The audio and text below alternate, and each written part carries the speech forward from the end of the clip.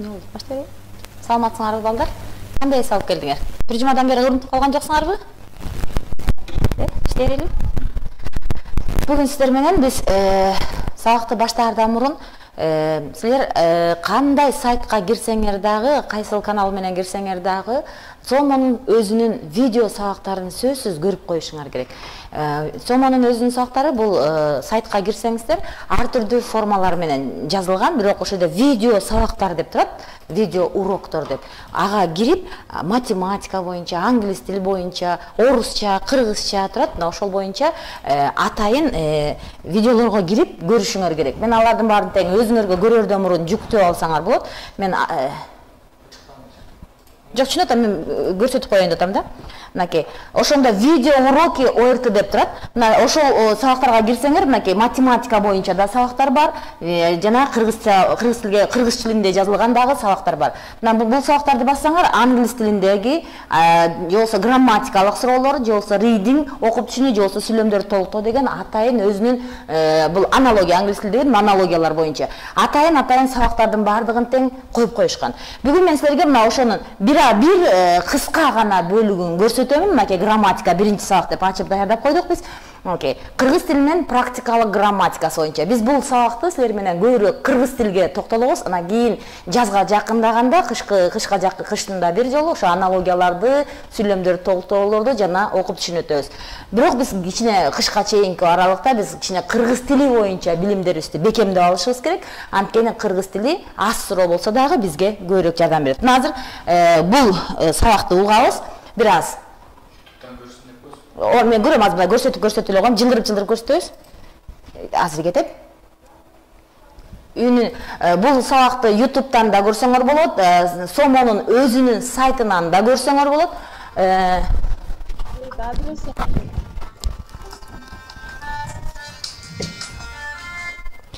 Алло. Мен анан чыгайынчы, сабакта элеме?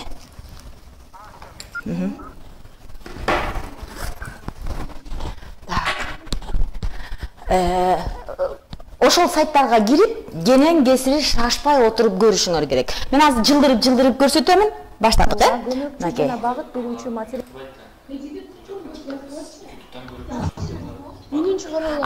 YouTube'га кирсеңер, YouTube'дан эле ушул сайтты таап туруп көргүлө. Болбосо мен жылдырып эле коеюн, эмне деп сүйлөп жаткандыгын да ошол жерден да такпайсыңар. Мынакей. Булар тесттин атайын үлгүлөрүн берет. 3 сабакта тең ошол кыргыз тилинин грамматикасы боюнча кетпейт. Турган теориялык билимдерин турмушта канча даражада. Бирок мына жылдырганда жылдыра берейин, Мынакей карайбыз.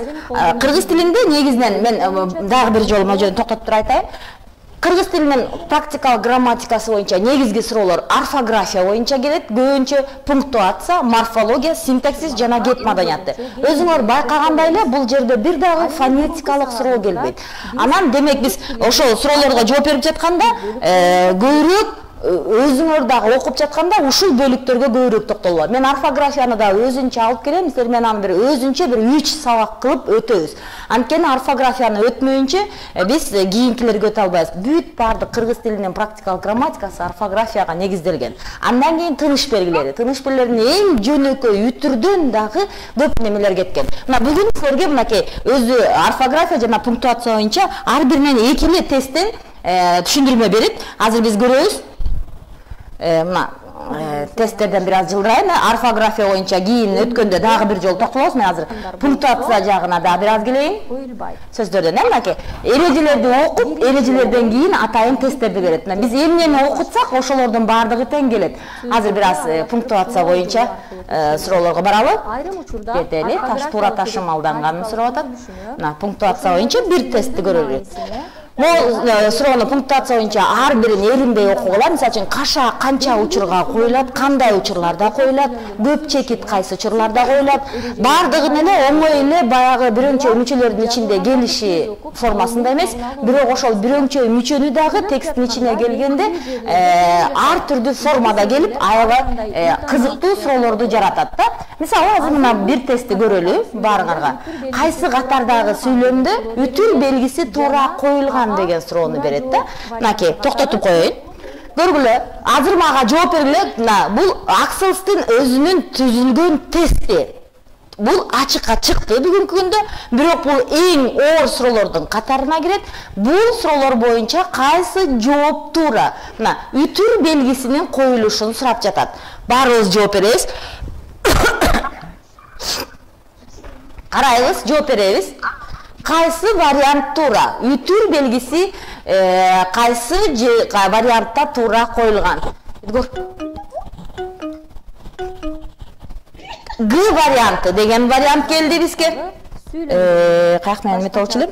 Ручканы жазганда. Сүйлөмдүн 4 варианты берилген. Дагы бул 4 вариантта 4 башка тыныш белгиси коюлган. Г варианты деген келди. В варианты деген бар да, Г вариантынан экөө келди. Маанилик жактан туура бирдиктерге ажырата билүү зарыл. Ошондой эле бул суроонун жообун табуу. Так. Мынакей Г варианты келди.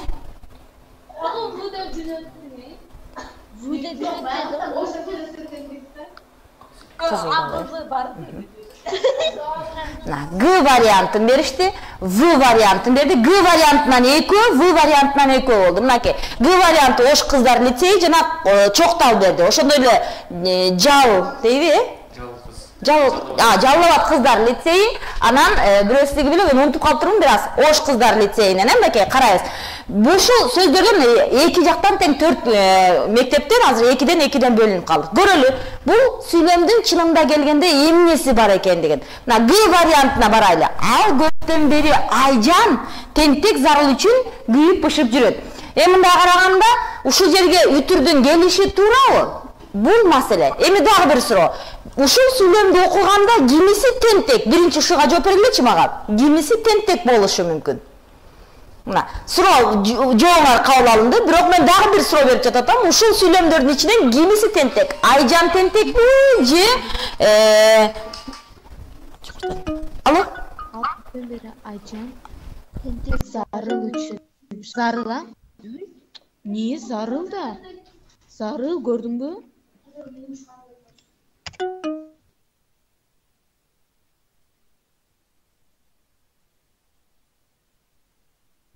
Так, кеттик. Зарыл деген вариант келди. Туура, эгер зарыл деген вариант боло турган болсо, анда Айжан тентектен эч качан башка бирөөнү тарбиялабайт деген түшүнүк менен бул вариантты алып таштадык. Макул. Логикалык жактан бул сүйлөмдү алдык.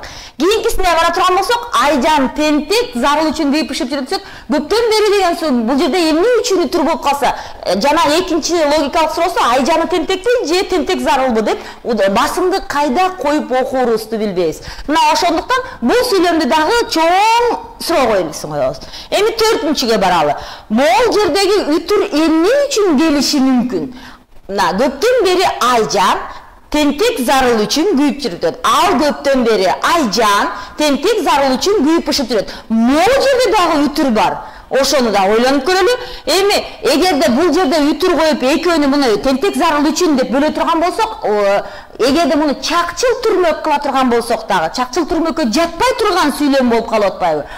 Эмне үчүн анда бул үтүрдүн экөөндө тең талаштын эң кызык учуру бар? Мынакей карап көргүлө. Дагы бир жолу ойлонуп көрсөңөр, мына сүйлөмдө бир гана, мен туура түшүнүп атам, Жалал кыздар лицейи Азамат да сүйлөмдө бир гана болуш керек. Ким? Ал. Ал эмне кылып жүрөт? Күйүп бышып жүрөт. Сүйлөмдү баяндоочу, Эгерде биз бул жактан ала турган болсок, мына каалаган жерге үтүр кое турган болсок, татаал сүйлөм боло турган болсо, же чакчыл түрмөк боло турган болсо, аларда кандайдыр бир экиден кыймыл аракет болушу керек болчу да. Ал эми биз бул жерде карай турган болсок, эч кандай кыймыл аракет жок. Демек сүйлөмдүн ээси ал. Ал эмне кылып жүрөт? Ал күйүп бышып жүрөт, Эми карайлы, ал Айжанга күйүп бышып жүрөт. Ал тентек зарылга күйүп бышып жүрөт. Ал дагы бир тентек балдарга күйүп бышып жүрөт. Ошондо Айжан деген сөз жана зарыл деген сөздөр булар бир өнчөй мүчө. Чоктал Жалал кыздардын лицейи сүйлөмдүн маанисин туура түшүнүп жатат. Мына дагы бир жолу карайбыз да.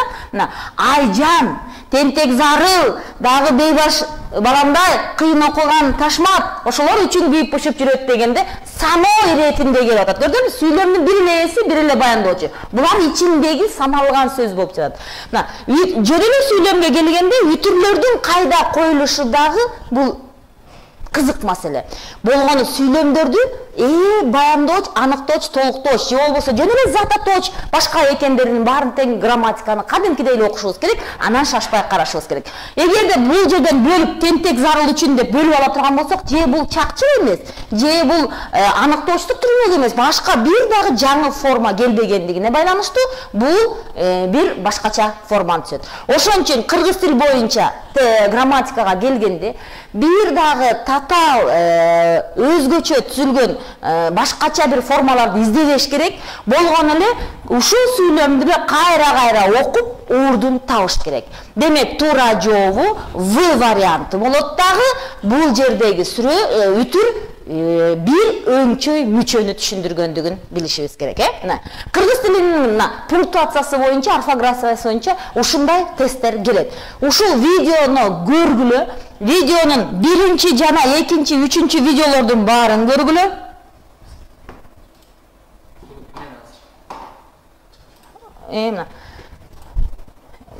Видеонун грамматикасынын, орфография, пунктуация, грамматика бүт баарын тең, кеп маданияты боюнча кандай суроолор келишинин баарын тең силер көрүшүңөр керек. Мен ар бир тестти өтүп бара жатканда булардын баарын ачамын. Эгерде өзүңөрдүн сайтыңардан көрүнбөй жаткан болсо, 1,5 флешкалары болсо 1 же 2 гига жетет. Ошого эле акырын жүктөп алышыңар керек. Жүктөп алып эле баарыңар ошол жүктөлгөн боюнча эле көрүшүңөр керек. Муну отуруп көрүш керек. Анткени бул Сомонун тест өткөрүп жаткан ошол компаниянын өзүнүн түзгөн тесттери. Демек балдар ушуга окшогон эле тесттерди жооп беришет. Демек эч кандай татаалдык болбош керек. Анан шашпай жооп бериш керек. Шашпай жооп берсеңер жетесиңер. Мына биз азыр бир эле үлгүсүн көрсөттүм.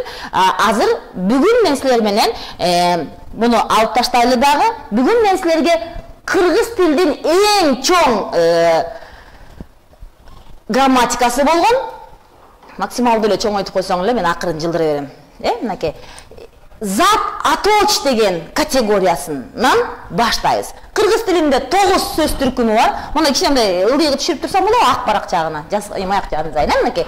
Кыргыз тилинде ачып койсоңуз жакшы болот. Болду ушундай кылып эле. Кыргыз тилинде жазаптын да. Жазайын, Болду. Кыргыз тилинде биз сөз түркүмдөрү бар, морфология деген бөлүмдө. Бул өтө көп келе турган тесттердин бири. Ошон үчүн сөз түркүмдөрүн биз мектептегидей эле маани берүүчү жана маани бербөөчү деп бөлөбүз. Азыр эмне үчүн маани берүүчү, анан маани бербөөчү же кызматчы сөздөр деп, мынакей. Ушуну байкагыла. Бул эмне үчүн маани берүүчү, маани бербөөчү? Силерден мындай деп тест суроо келбейт. Эч качан зат атооч сөздү тап деп келбейт. Же болбосо байламтаны тап деп келбейт. Бир сүйлөмдү келип, ошол сүйлөмдүн ичинде маани бербей турган сөздү тап. Же болбосо маани бере турган сөздү тап. А маани бере турган болсо, булар 6, булар 3. Ошонун ичинен 6-нун эң чоңу зат атооч, мынакей. Анан сын атооч, сан атооч, жазып коеюнчу кайсылар дебесин, Анан ат атооч, ушул үчөөнүн ордуна колдонгон сөз түркүмү ат атооч. Анан ушулардын баарынын кыймылын көрсөткөн нерсе этиш. Анан этишке тиешелүү тактооч. Карагыла, булар бардык сөздөр маани берет. Эмне кылдым, бул кантип кылдым?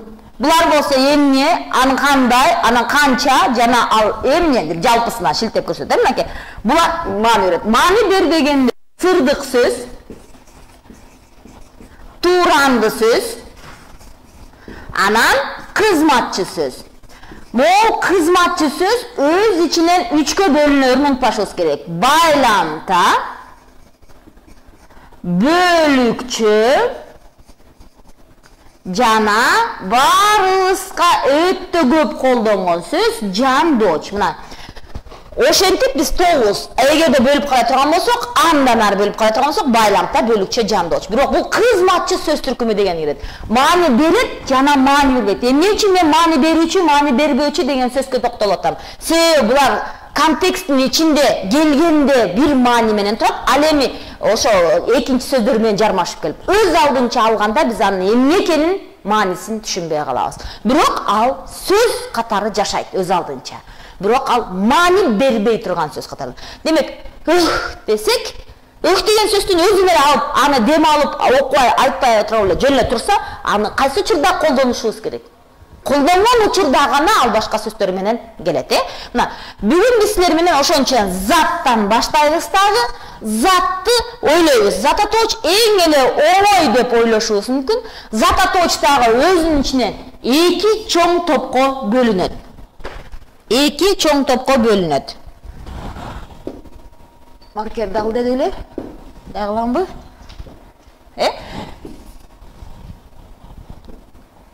Так, кандай кыл деди? Маркерди алам. Кызылды алам. Анан бияка барам. Жазылбай атат. Эдгор кел мага. Зататооч эки чоң топко бөлөбүз. Анын лексика семантикалык топтору, анан грамматикалык топтору. Грамматикалык топтору төртөө. Сан категориясы, жак категориясы, таандык категориясы жана кайсы категория калды? Жөндөмө категориясы. Ушул төрт категория бул грамматикалык белги. Мисалы үчүн каалаган сөздү ала турган болсок, калем деген сөздүн. Анын грамматикалык белгиси калем иштебей калды. Грамматикалык белгиси бул эмне? Бул зататооч, анын грамматикалык белгиси. Ал атооч жөндөмөдө турат, ал грамматикалык белгиси. Ал жекелик санда турат, бул грамматикалык белгиси. Ал эми лексика семантикалык белгиси бул жазуучу курал. Анын лексикалык белгиси. Жандуу, жансызбы? Бул анын лексикалык белгиси. Бул конкреттүү, абстрактуу, бул анын лексикалык белгиси. Мен жазып коеюн, бир ак парак алып эле, мына үстүнө эле жазып коеюн. Ушу калем иштебей атат,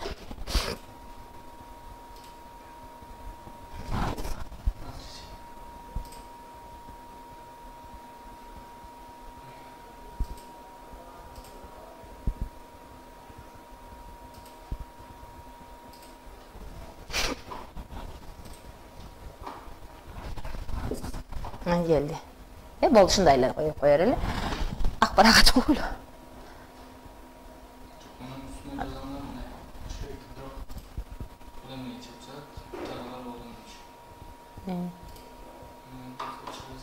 Өчүрлү кой.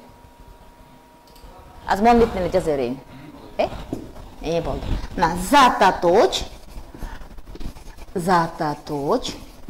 Анын эки чоң белгисин карайбыз. Биринчиси лексика семантикалык белгиси. Ушул лексика семантикалык белгиси бизди көбүрөөк кызыктырат. Экинчиси грамматикалык белгиси. Сөздөрдүн грамматикалык категориялары. Бул жак, жөндөмө,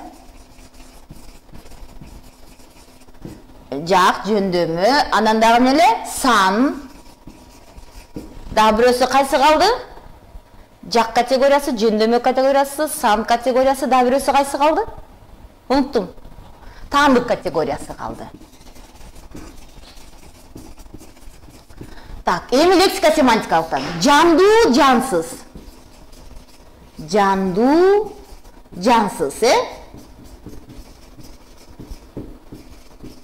Экинчиси абстрактуу, конкреттүү. Абстрактуу, конкреттүү.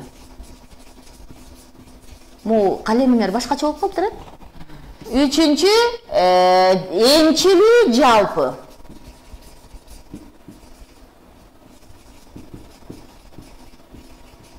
Анан төртүнчүсү бар бизде дагы.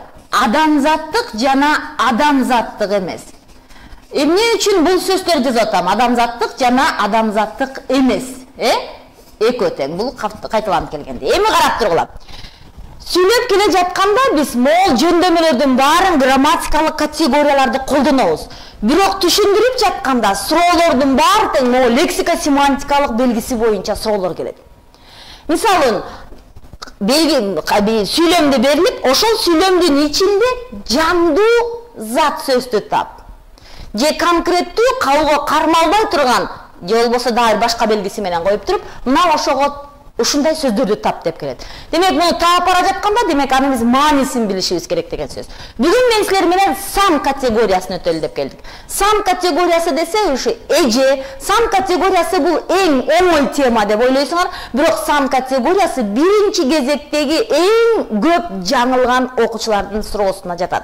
Себеби эмне үчүн дегенде азыр катары менен келет. Сан категориясын биз билебиз. Лар деген мүчө менен уланат, эже анын маселеси жок дейсиңер. Азыр мен жакшылап түшүндүрөм. Экинчи бул суроону кайталабагандай болушуңар керек. Мына заттардын жалгыз экенин жана эки жандан көп экенин туюндурган грамматикалык маанилердин жыйындысы зататочтун сан категориясы деп аталат. Ал жекелик сан, көптүк сан деген эки чоң түрү бар. Көптүк сандын негизги формасы лар формасы менен. Жекелик сан деген эмне? Санала турган бардык зататооч сөздөр, заттык маанидеги сөздөр жекелик мааниде турат. Бардык сөздөрдү биз кандай айтылса да саналат дейбиз дагы айта алабыз. Мисалы үчүн саат, сааттар, алма, алмалар, баш, баштар, калем, калемдер, китеп, китептер, киши, бала жана башка. Эми киши өйдө жылдыралы?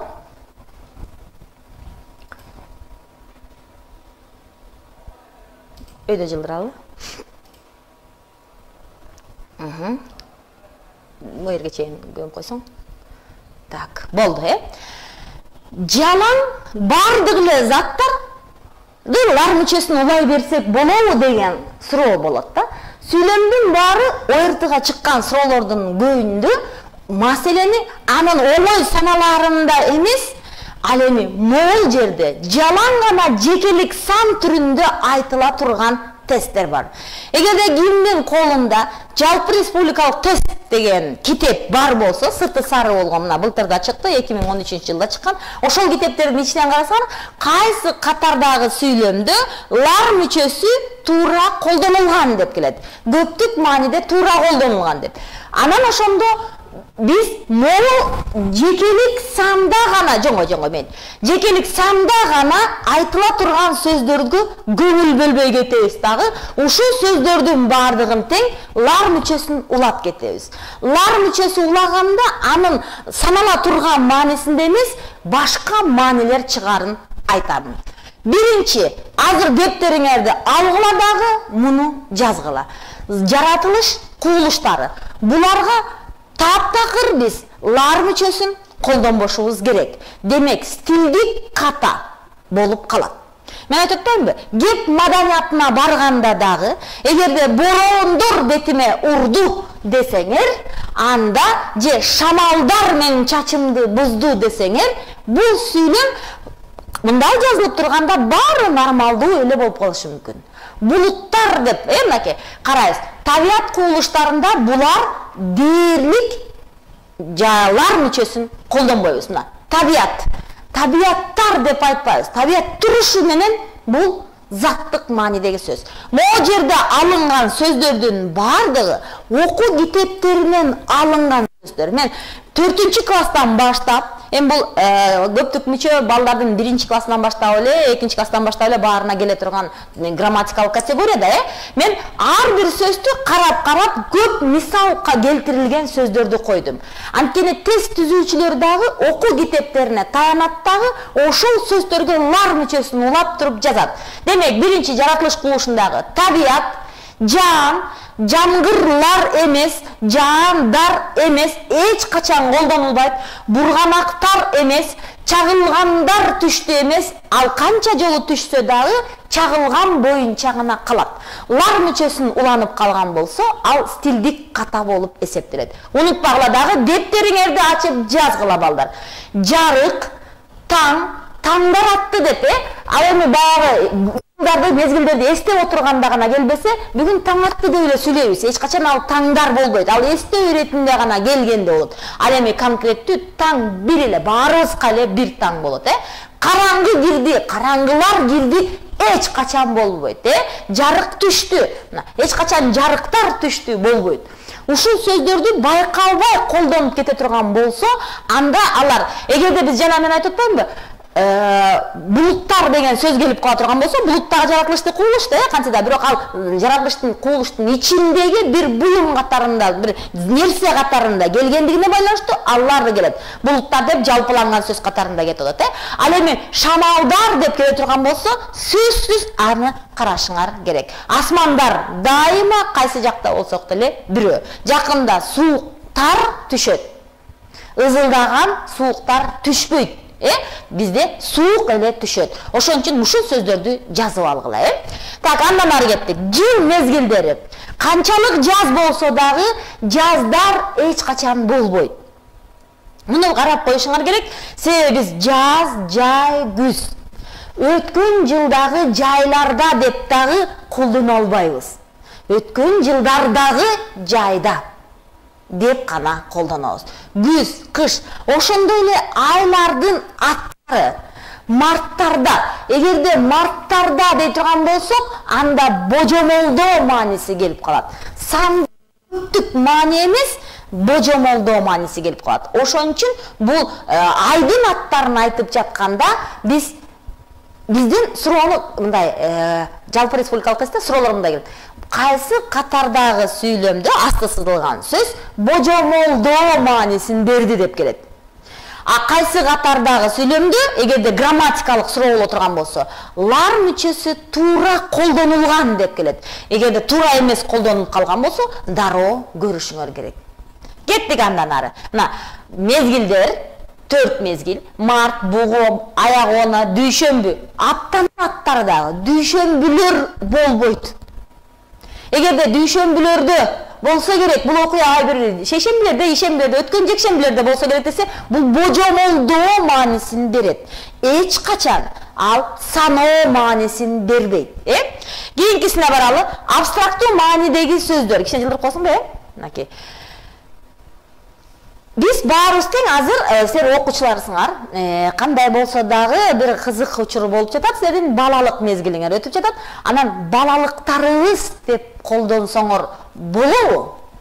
Такыр болбойт. Биздин балалыгыбыз. Анын алдындагы ататоочу сөздө көптүк маани турат. Ал эми балалык бул ага уланган мүчө менен эле биздин балалыгыбыз таандык мүчө менен гана келет. Болбосо балалыктарыбыз деген сөз жазылып турса, анда ал стилдик жактан ката сүйлөм болуп эсептелет. Өзүңөргө жакшылап жазалы. Дыйканчылыктар. Азыр күзгү дыйканчылыктар башталды. Күзгү түшүмдөрдү жыйноо башталды дегенде дыйканчылыктар болуп кетпеш керек. Эми атак деген сөзгө баралы. Бул атак дагы абстрактуу сөз, мынакей каралы, абстрактуу маанидеги сөздөр. Бул атакты дагы эгер атактар деп келе турган болсо, анда ал саноо иретинде эмес, адамга бир эле атак келет. Ал атактарга ээ болбойт. Эгерде ал сыйлыктарын, орден, медалдарын саноо иретинде келе турган болсо, анда ал башка. Акыл. Башыңарга акылдар кирип кетеби, же акыл кирип кетеби? Мына ушуну дагы ойлонушуңар керек да. Эгерде акылдар деген бул адамдын атына барганда дагы сүйлөшөм азыр. Азыр жалпы ат катарында, жалпы зататоч катарында сүйлөшүп аткан учурабыз. Сага мен албан бакыттарды каалайм, бакыт таалайларды каалайм десеңер, анда ал чоң жаңылыштык болот. Канчалык эки мүшөк бакыт кааласаңыз дагы, ал дайыма бизге бакыт боюнча калат. Бакыттар деген сөз эч качан келбейт. Урматтарды көрсөтпөйбүз, биз урматсыйды гана көрсөтөбүз. Сулуулуктар. Такыр сулуулуктар болбойт. Сулуулугу гана бойдон калат. Мээримдер. Туар беле, мен мээримдеримди чачатам дегенди. Жок, апалар мээримдерин төгөт эмес, апалар мээримин төгөт. Ушуну байкагыла. Эч качан бул сөздөрдү көзүңөр көрбөй деле калышы мүмкүн. Сүйлөм ичинде алар атайын туптура сүйлөмдө түзүлөт. Бирок туура сүйлөм ичинде келгенде дагы эреже бар да, абстрактуу маанидеги сөздөргө лар мүчөсү уланбайт деген. Ошону байкашар. Тазалыктар эмес, эстер эмес, акыл эс дегенде, аталыктар, энеликтер деген бар, мисалы үчүн аталык, энелик дегендер бар да, ошондо аталыктар эмес, аталык, энелик. Уруктун жанагы гүлдөгү. Карылыктар басты эмес, мени карылык эле басат. Жана башка өйдө көтөрөлү. Мындай кылсам болобу?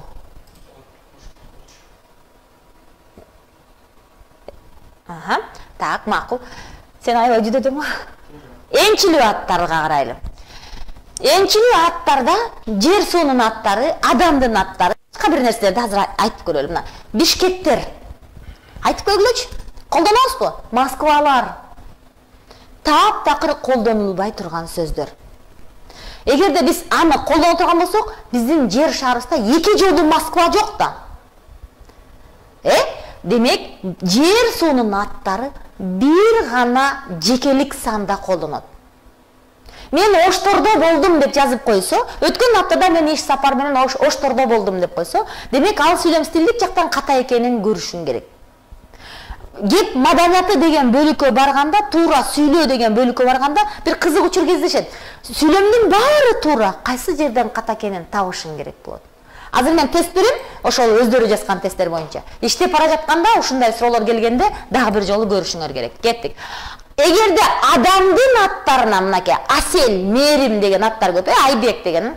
Айбектер десе, анда анын саналгандыгы эмес, 10 штук Айбек келе жаткан жок. Ал Айбектер болжолдуу айтылган сөз. Демек, жалпылоо иретинде айтылып келет. Ал жерде Айбек да бар, Акмат да бар, Ташмат да бар, Айгүл да бар, Асел да бар. Демек, Аселдер келет десе, башкалар да жалпыланып калган сөз болуп калат.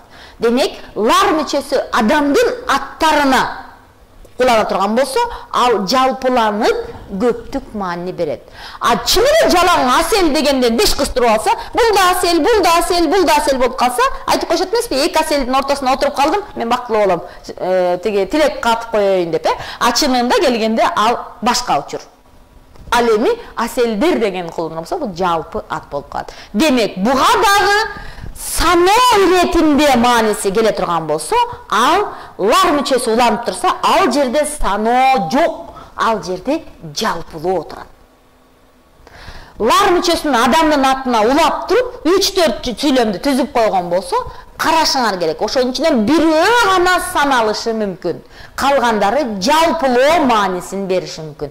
Эмне үчүн мен сүйлөп жатканда маанисин берет деп жатам. Тесттин көпчүлүгү дал ошондой түзүлгөн. Жалпылоо маанисин деп. Кийин ар бир сөз түркүмүн өтүп бара жатканда, мен айткан сөздөрдөн демек ошону жазып койшоң керек. Саноо маанисин, жалпылоо маанисин деп бөлөбүз. Кийинкиси, 5-инчиси металл, металл эмес заттардын аттары дагы саналбайт. Кана, алтындар чыгабы кумтөрдөн? Же алтын эле чыгабы? Айткылачы мага, алтындар чыгабы, же алтын эле чыгабы?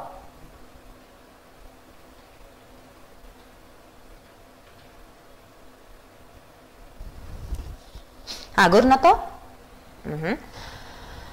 Мынакей, жер ген катарында санала турган болсо, аны бир гана формада колдонобуз. Алтын, күмүш, жез, калай.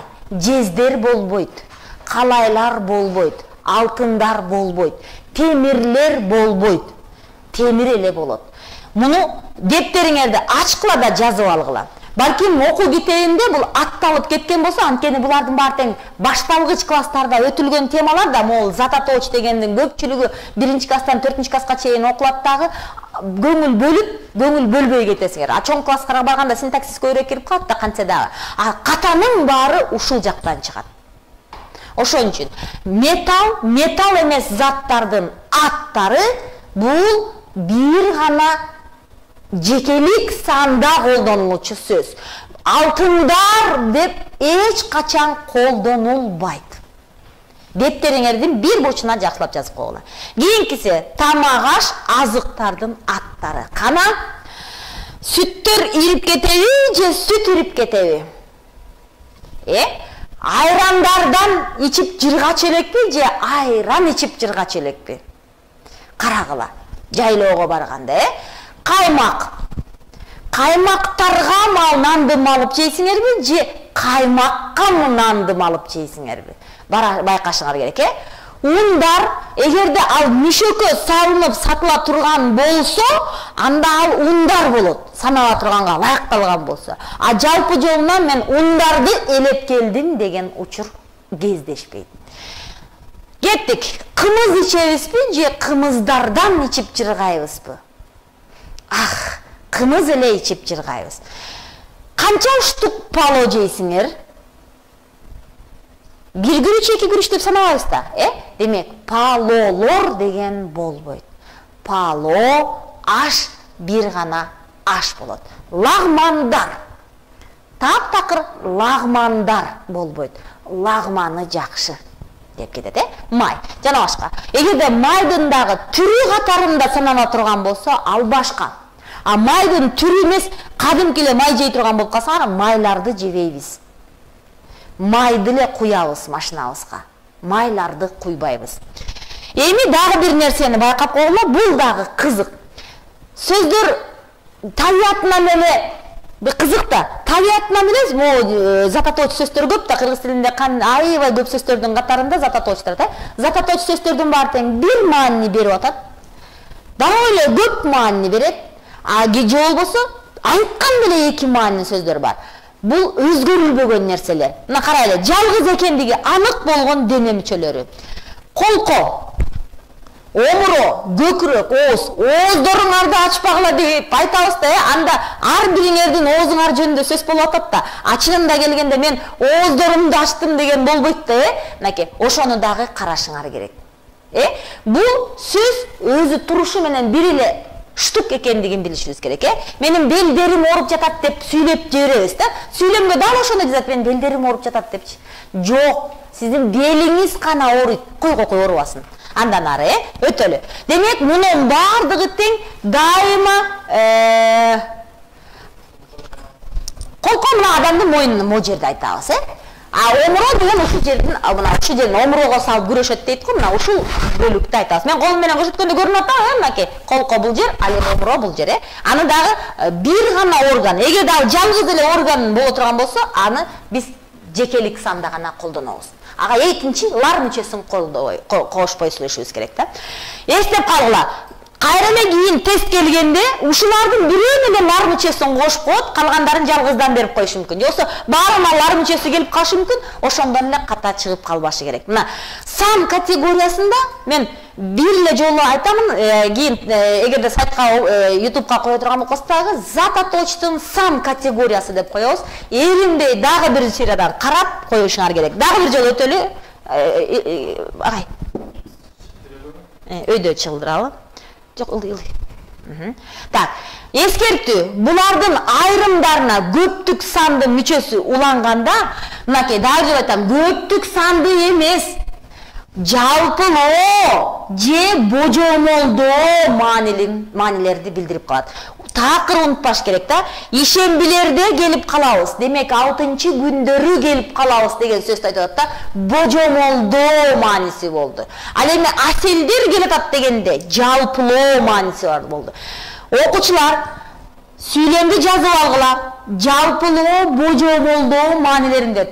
Кайсы катардагы сүйлөмдө асты сызылган сөз божомолдоо маанисин берет десе, ишембилерде деген сөз чийилип турган болсо, ал божомолдоо маанисин берет.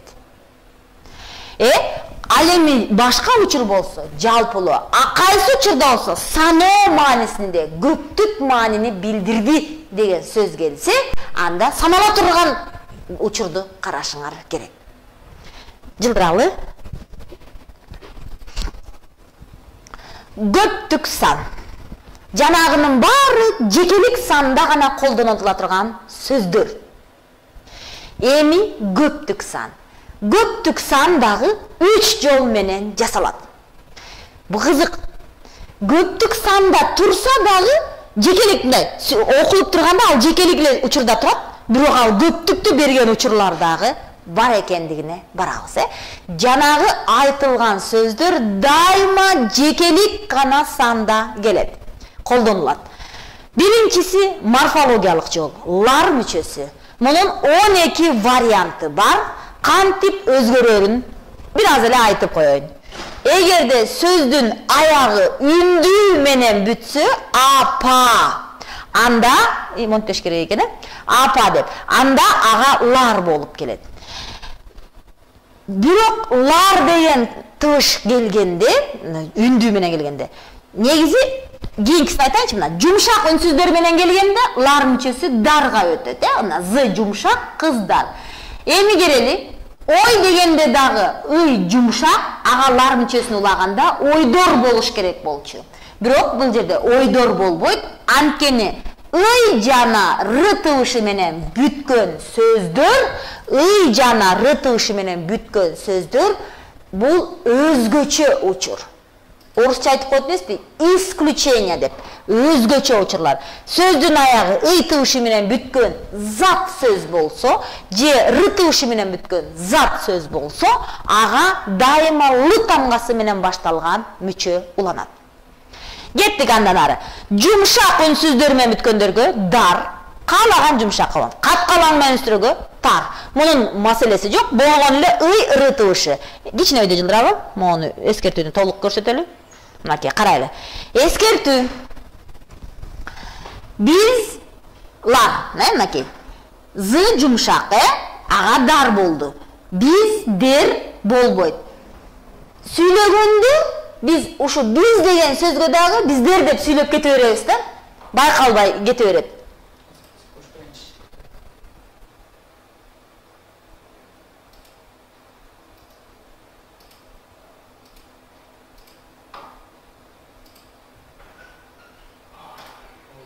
Болбойт, болбойт, чоңгой.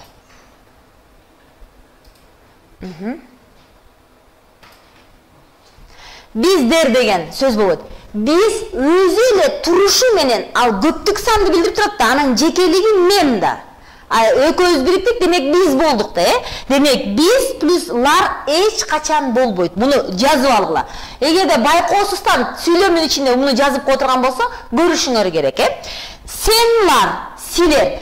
Эч качан биз кийин айтам, морфологияны дагы окутуп жатканда, уңгусу өзгөрүп кеткен, мүчөсү өзгөрүп кеткен сөздөр дегенде. Ошондо сен, сенге биз лар мүчөсүн улаганда сендер болуш керек да, негизгиси. Сендер. Ошон үчүн башка тилдегилер, башка түрк тилдери сендерлерде деп айтып отушпайбы, Демек, сендер, казак туугандар деле сендер деп айтышат, А бизде андай эмес. Кыргыз тилинде сендер жок, силер болуп өзгөрүп кетет. Ошон үчүн силер дегендин ичинде лар мүчөсү бар экенин унутпашыбыз керек.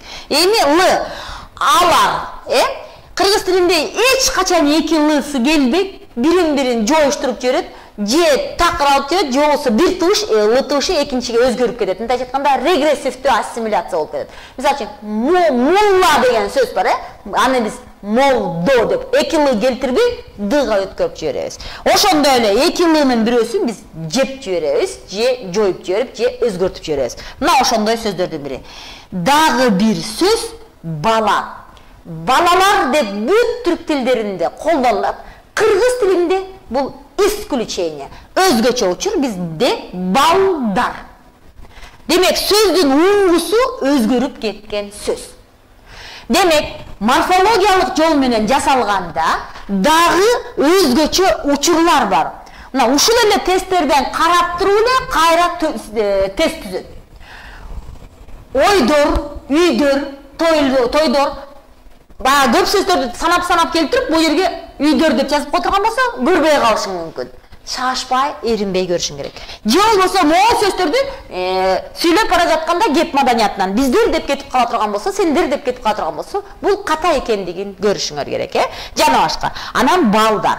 Булар морфологиялык жол менен жазылган. 12 вариантта өзгөрөт. Өзгөчө учурлары ыйры, биз, сен, ал, анан бала. Ушул учурду эстеп калсаңар, башка учурларда маселе жок. Кеттик. Эми кийинки учурларда бир башкача кызык учурлар бар. Бул көптүк санды. Жана мен биринчи сүйлөгөндө жекелик сандарды гана сүйлөгөм. Эми көптүк сандарды сүйлөшөбүз. Көптүк сандын бир жолу морфологиялык жол. Морфо деген сөз сөздүн уңгусу жана мүчөсү болуш керек. Демек, мүчө менен жасалган учурлар. Экинчи учуру көптүк учур. Синтаксистик жол менен жасалат. Демек, синтаксистик жол. Бул учурларга келели, мынакей. Биринчи шашпай айтайын. Кош сөздөр аркылуу. Мисалы, кары жаш деген сөз, ушул залда кары жаш отурат. Кары жаш болуп кеңештик десек, кары жаш дегенден кийин, же болсо кары айрым учурларда буларга лар мүчөсү айтыла берет. Бирок ошондой болсо дагы кары жаш деген жекелик сан же бир эле штук киши экендигин элестетпешибиз керек. Бул көптүк маанидеги сөз. Суроо кандай келет? Келин кыздар, идиш аяк. Идиш аяк дегенде бир эле чыны жөнүндө сөз болгон жок, аерде баары бар. Көп буюм жатат. Ошон үчүн идиш аяк дейт. Бул комплекс посуд. Идиш аяк. Бул сөздүн жанына идиш аяктар деп улана берет мүчө. Бирок идиш аяк деп турса, лар мүчөсүн улабай туруп суроо мындай келет да. Идиш аякты жууп койдум десе, анан жана башка сөздөр келет. Кайсы катардагы сөздө көптүк маани жатат десе, лар мүчөсү кошулган жерди эле барып силер белгилеп каласыңар. Бул жерде көптүк маани жатат деп. Ал эми бул жерде өзүнүн турушу эле көптүк маанини берген сөз. Ушуну унутпашыңар керек. Мына ит куш дептерди ачкыладагы бул сөздөрдү жазып алла. Булар дайыма көптүк маанини берет. Ит куш, улуу кичүү, көйнөк, көнчөк сатып алдым десе, бир эле штук көйнөк эмес, дагы майда барак нерселерди да сатып алдым десеңиз. Катын калач, комшу колоң, жана башка. Комшу колоңдор деп деле келе берет, мынакей. Айрымдарына лар мүчөсү уланып айтыла берет. Андан коркпош керек. Бирок өзүнүн турушу лары жок болуп турса деле, ал сүйлөмдүн ичинде комшу колоң угуп коюшат деп сүйлөм түзөбүз. Комшу колоң угуп коюшту эмес. Угуп койду эмес. Ошон үчүн бул сөздөрдүн жанына баяндооч, көптүк маанидеги баяндоочту улашыбыз керек. Жана башка. Андан ары кеттик, кичине жылдыралы, ушак катарда айтайын, синтаксистик жолдо айтайын, баарын тең. Б. Эсептик жана чамалама санатоочтор менен айкалыш аркылуу бул дагы көптүк маанини берет. Бирок 3 балалар деп келип калса, сүйлөмдө бул контекстик жактан, стилдик жактан ката болорун унутпашыбыз керек. Бул 3 бала деп, бала деген сөзгө лар уланбай жатпайбы деп көзүңөр көрбөй калбашы керек. Бул сөзсүз көптүк сан. Макул, мен түшүнөм, бул жерде көптүк сан экендигин, биз 3 бала экендигин көрүп жатабыз. Ал эми 18.000 аалам деген бизге туруктуу сөз катарында кирип калган, фразеологизм сыяктуу болуп туруктуу сөз катарында 18.000 аалам деп. Бул өзү эле турушу менен ал 18.000. Абдан көп. 365 күн десе, бул күн. Күн деген сөз жекелей эле санда турат атпайбы? Жок, аны могу сан менен берилип тургандыгын өзү эле көптүктү берип жатат. Канча сан келсе, ошонун бар. Бирден ашкандын бардыгы тең көптүктү берет. 20 чакты окуучу, мына карап көрүлө, окуучу дегенде, ничек окуучулар болуп келбейт? Мен 10 китептерди сатып алдым болбойт эч качан. Мен 2 штук алмаларды жеп таштадым деген дагы болбойт. Демек, эсептик жана чамалама санатоочтор менен айкалышып келет. Бирок зат атооч сөз жекелик санда эле турушу керек. Анын жанына лар мүчөсүн улап койсо, тестте дагы ушундай суроолор бар. Сүйлөмдөр менен келет.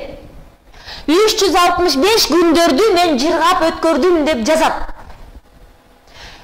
Bir жылда 365 күндөрдү мен жыргап өткөрдүм деп койсоңор, бул стилдик жактан ката сүйлөм экендигин талашып жатып калышыңар керек.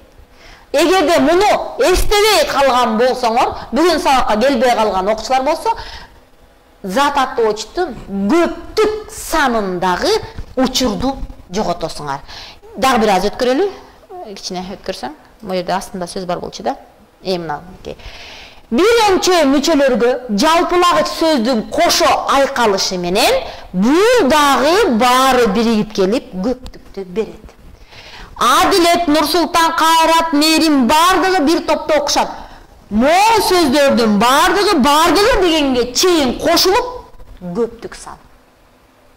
Бул жекелик сан эмес. Бүт бары жанында көптүк жалпылагыч сөз турабы? Монун бары көптүк санды берген сөз.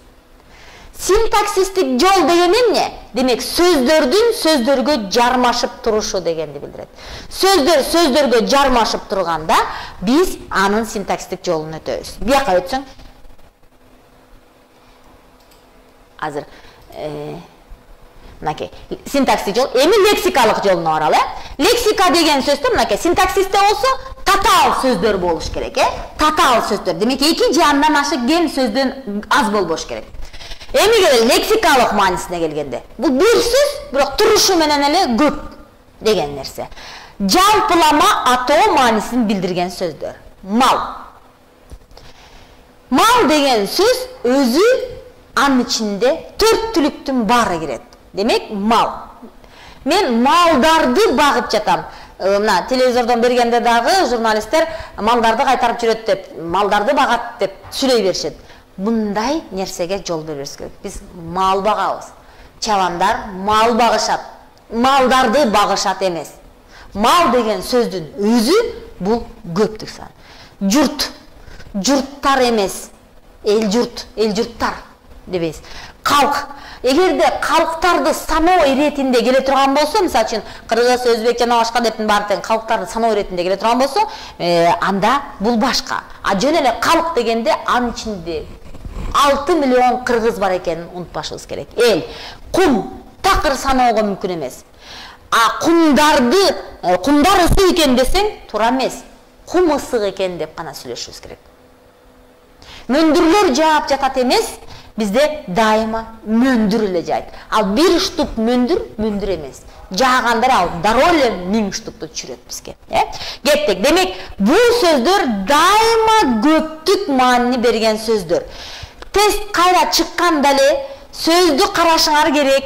Жалпылама атоо маанисин билдирген сөздөр турат. Ал кыргыз тилинде көптүк маанидеги сөздү тап деп келген учурда деле дагы бир конкреттештирип келет. Кайсы сүйлөмдөр келип, 4 сүйлөм келип, 4 сүйлөм ичинен астыларын чыгып койсо, кайсы катардагы сүйлөмдө асты сызылган сөз жалпылама атоо маанисин билдирди же билдирет деген суроо келсе, демек мындай сөздөрдү издешиңер керек ичинен. Кеттик андан ары. Суроону мол сөздөрдүн формулировкасын берилишин жазып алсаңар айгебай жакшы болмок. Табиятынан эле кош буюмду экөө экенин билдирген сөздөр бар. Бул эч качан жекелик сан деп айтпашыңар керек. Көзүбүз. Көздөр деп колдоно албайбыз, бирок көз ал экөө, бирөө эмес. Байпак ал 2 штукту алып атасыңар, 2 түгөйдү. Бир түгөйдү алып атасаң, бирок ичинде эмне бар? 2 буюм бар экендигин унутпашыбыз керек, Көз айнектин 2 тешиги бар экендигин, Кайчынын кол, бут, тизе, бут кийим, байпак, меле жана башка. Биз кантсе дагы бул буюмду алганда бир эле штук перчатканы албайбыз да, сөзсүз 2 буюм алабыз. Бул эч качан жекелик сан болбойт. Кайсы катардагы сөз, асты сызылган сөз жекелик маанини бербейт десе, ушундай сөздөрдү издешиңер керек. Булар турушу менен, анткени жанына бербей коет да, ларды кошпой коюшу мүмкүн да, Демек анда лар жок. Бирөөндө да лар жок болуп калса эле, баары жекелик маанинде турат деп ойлойсуңар. Бирок ичинен таптакыр жекелик маанини бербегендигин да көрүшүңөр керек. Мен силер менен мынакей сам, зататочтун сам категориясынын 3 жол менен келишин айттым. Анын ичинен дагы жалаң гана жекелик санда келе турган сөздөрдү айттым. Эч качан. А моолар болсо жалаң гана көптүк мааниде келе турган сөздөр. А булар болсо сөздөр менен, татаал сөздөр менен келгендигин. Эми мен силерге тапшырма иретинде берем, кичине жылдыралы.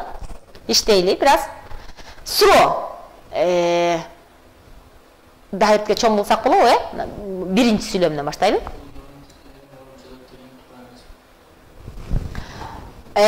Колдорум, тизелерим ооруп жатат десең, туура эмес. Эгерде конкреттүү оң колуң, сол колуң экөө тең ооруу маанисинде келсе, анда ал башка. Азыр мону карайбыз дагы, бирөөнү эле көрсөтүп койчу, чоң кылып бадырайат бекен. Тияк чекесин көрсөт.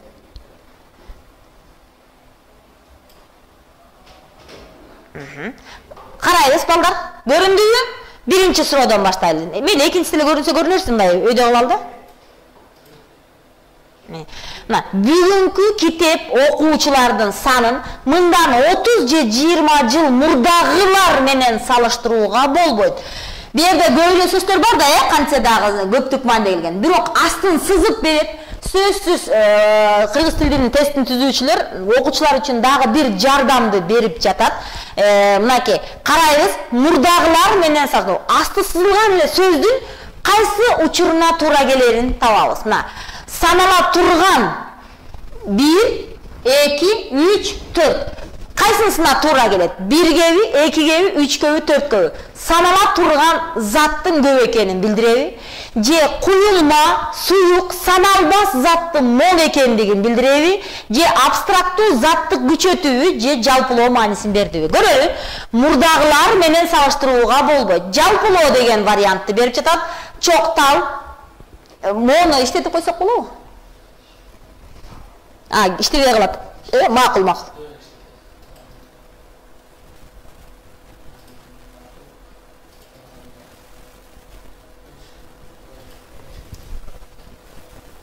Мейли, жөн койчу. Убакыт кетип атат. Мынакей, жалпылоо маанисин берди деген учур келди. Кичине өйдө жылдыралы. Болбой калат экен, Мейли, экөөнө карайлы. Мурда биздин окуучулар табиатты эмкиде эмеге салып келейин,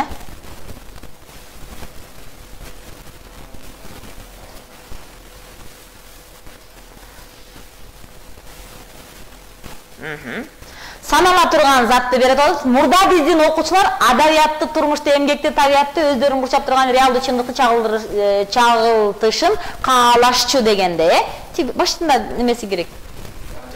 Жазуусу керек да. Кайсы жерге кошушат, мына наркы сөз, мо сөз керек. Так, кеттик, Санала турган сөз деп жатат. Макул, мен кабыл алайын.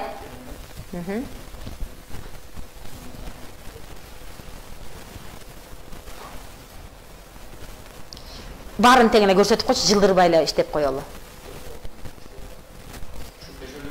Ош бешеле бар, ош керек. Так, макул, кеттик. Биринчисин жалпылоо маанисин бердик, экинчисине санала турганды бердик, үчүнчүсүнчү бүгүнкү жаш адамдарга булар аздык кылууда. Макул, жалпылоо маанисин бердик. Кийинкисине алар жазуучу жергиликтүү материалда болсо да чоң, жалпы адамзаттык көйгөйлөрдү коюп, ага өзүн жана өзүнүн курчап турган дүйнөнү терең түшүнүүгө жардам беришин талап кылып жатат. Абстрактуу дейт, көйгөй деген сөздү абстрактууга сөздүн өзүнүн маанисинин катарында карап жатасыңар. Макул, көрөлү. Төртүнчүсү жалпылоо мааниси да бар келип атат. Мынакей эки вариант да келип калды. Бешинчиси акырында айтарым, жазуучуга жыл өткөн сайын окуучулардын мактоолоруна ээ болуп, кыйын болуп бараткандыгын айткым келет дейт. Бул Чыңгыз Айтматовдун сөзүнөн алынган, бүт баары тең Чыңгыз Айтматовдун сөздөрү, жазуучулар жөнүндө деген адабият жөнүндө. Мактоолоруна ээ болуу кыйын. Бешинчини 3 алып баргантабыз, абстрактоо деп атышат, Так, жазбай тургула, мынакей, кеттик анда эмесе. Мында карап келгенде, азаматсыңар. Азыр дептерди алгыла дагы мол сөздөрдү жазып алгыла. Суроо ушундай эле келет. Демек, мен силерге башында эле айткам белем, бири-бириңер менен көчүрбөгүлө деп. 4 сүйлөмдү коюп коет дагы, анан 4 сүйлөмдү 4 жака ыргытып коюп, мына берде 3-үчү бар экен да, биякта куюлма дегени да бар болушу мүмкүн. Анан ошолордун негизинде эле анан ыргытып келе берет. Демек, такыр тестти көчүрбөш керек. Мен башында эле айткам, биздин алтын эреже катарында 4 сүйлөмдү келип калат, биринчи, экинчи, 3, 3 сүйлөм, 4-сүйлөм саналма боло турган болсо, бир тестти түзгөндө баарыңарга бирдей келет. Бирок ичиндеги сөз суроосу бир аз башкача болуп калсын. Көзүң окшош көрүп калып, андан ары кетпеши керек. Кичине жылдыралы. Мен эмкиде ыңгайлуу кылып жазап келейин силерге. Так. Дүйнө татаалданып баратат деген Айтматовдун текстинен экен. Эми лар мүчөсү берген айрым маанилерине мисал келтирели деп атат да. Мол сөздөрдү карагыла дагы, өзүңөр бири-бириңерге дагы ушундай нерселерди беришиңер керек. Абстрактуу заттарды күчөтүп көрсөтөт деп. Эмирик? Абстрактты заттарды күчөтүп көрсөтөт. Баланын кыйкырыктары акырындап барып басылды. Кыйкырыктары деген сөз, кыйкырык абстракты сөз. Мен айттым, жана абстракты сөздөргө лар мүчөсү уланбайт деп, көпчүлүк учурларда уланбайт деп. Бирок бул жерде абстракты затты эмне кылып атат? Күчөтүп көрсөтүп атат. Демек, бул сөзгө келгенде А баланын, Б кыйкырыктарды, В акырындап, Г басып барып басылды деп. Аны отурса акырындап, баланын ойлонуп отурсаңар, абстрактты сөзгө келип караганда акырындап деген сөздү да абстракт апарып коебуз. Бирок акырындап деген сөз бизде ал акырын деген сөз тактоочта канча дагы, сын сыпат тактоочта. Бул зататооч эмес экенин карашыңар керек. Мындай суроо зат деген заттык маанидеги сөздөр дей турган болсо, демек зататооч сөздү гана карашыңар керек. Бул жерде караса зататооч сөздө бизде экөө эле. Баланын, анан кыйкырыктары. Анан карайбыз, ошондон бала деген конкреттүү, ал күчөп да кеткен жок, күчөп кетип башка болуп кеткен жок, демек кыйкырыктар деген сөз. Кийинкиси, суроону жазып алгыла. Суроо ушундай деген кайсы сөз деп. Улуттуу жер аттарын билдирген сөздөргө жалпылык жандоо маанисин берет дегенде. Кыргыздар, бишкектиктер дегенде. Мисалы үчүн, Айшалар деп койсок, мынакей бул суроону карап туруп эле сүйлөм менен беришиңер керек. Мен эмне үчүн мондай тапшырмаларды берип жатам? Өзүңөр бири-бириңерге машыгышыңар керек. Качан тесттер бири-бирине чыккан учурда гана көп нерсеге жетесиңер. Бир тектүү заттарга жалганып, жалпылоо маанисин берет. Кемирүүчүлөр. Мисалы үчүн, биологияда бар да, жалпы биологияда. Бул кемирүүчүлөр десе, демек кемирүүчү бирөө, а кемирүүчүлөр деди. Ошого кирген бардык жан жаныбарлардын түрүн айтып жаткандыгын айтышыбыз керек, Демек, мындай сөздөрдү дагы өзүңөр карашыңар керек. Могул суроолордун берилишин мен ошол тесттердин ичинен алганмын. Ошон үчүн эринбей могулардын баарын тең кайсы катардагы деген суроого эле айландыргыла. Мисалы үчүн, эч качан силерге мынтип сурабай атат да, мынакей. Кайсы катардагы сөз болсо берилген сүйлөмдүн ичинен кайсынысы жалпылоо маанисин берди деп келет. Суроону түзгөндү үйрөнгүлө. Бир да жерде зататоочтун көптүк маанисин тап деген, көптүк санатоочту тап деген суроо жок. Түшүнөрбү? Ошон үчүн мондай лексикалык, контекстик маанилерге көбүрөөк көңүл бөлүшүңөр керек. Өткөрөбүз дагы. Бар бекен? Дагы өткөрөбүз. Мына карайлы. Эмчилүү аттарга туугандыкты билдирген сөздөргө уланып, коллективди билдирет. Мына, таэжемдер. Бүгүн биздикине таэкемдер келишет дейт. Жамаатты берип атпайбы, мына карагыла. Туугандыкты сөздөргө уланып, коллектив. Туугандыктардын ичинен дагы мына карасаңар 6-чыны. Туугандык жактан алыс экендигин да көрсөтүп коюшубуз мүмкүн. Ал менин инилерим болот. Ал менин сиңдилерим болот десе, жакын тууганым эмес ал, инилерим деп коюшу мүмкүн. Мына суроону карагылачы, мына ушул эле суроолорду коюп коет дагы сүйлөмдөрдү берет. Сүйлөмдүн кайсы сөз туугандык жактан алыс экендигин билдирди деп. Алыстатты деп. Шилтеме жана сурама татыштырууга уланып, жалпылоо маанисин берди. Андайлар. Кайрылуу үчүн колдонсо, сүйүктүү студенттер. Кайрылуу иретинде келип атат, Кеттик андан ары. Студенттер дегенде бул саналуу учурунда эмес, кайрылуу маанисинде келип аткандыгын, эсептик санатоочтурга уланып, чамалоо, божомол маанисин берет. Мен, мынакей, элүүлөргө барып калдым десем, чынында эле ошондой болуп калдык, мынакей, элүүлөргө деген сөздүн өзү менин жашымдын болжолдуу экендигин көрсөтүп жатат. Мен силерге бүттү. Башына эле алып барып кое бер ошо. Зататоочтун сан категориясындагы өзгөчө учурларды. Ушул сабактарды бир сыйра карап, видео сабак болсо да карап, агайыңарга да бул сайтты текстти калтырып кетем, мектептериңерге жөнөтүп коет. Өзүңөрдөн чыгарып алып, дагы бир жолу карашыңар керек. Азыр 8ден 15 мүнөт өтүп кетти. Мен эмкиде жалаң ушул сан категориясына байланышкан тесттерди беремин. Ошол тесттерди ким канчалык деңгээлде окудуңар? Ошол боюнча сураймын.